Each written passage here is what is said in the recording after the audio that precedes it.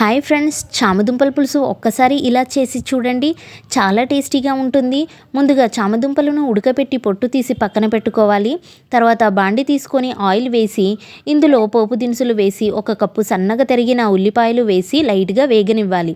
తర్వాత పచ్చిమిర్చి వేసి ఇవి కూడా ఆయిల్లో బాగా వేయించుకోవాలి.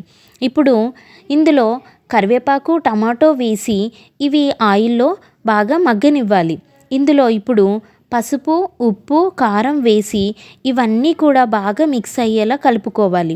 ఆ తర్వాత మనం ముందుగా పొట్టు తీసిన చామదుంపలు వేసుకొని ఇవన్నీ కూడా బాగా మిక్స్ అయ్యేలా కలుపుకొని 1 నిమిషం తర్వాత ఇందులో చింతపండు రసం వేసి కొన్ని నీళ్లు పోసుకొని 2 నిమిషాలు బాగా ఉడికించుకోవాలి. ఇలా ఉడికిన తర్వాత చివరగా ధనియాల పౌడర్ వేసి కలుపుకోవాలి. అంతే, ఇప్పుడు చామదుంపల పులుసు ready. Thanks for watching this video.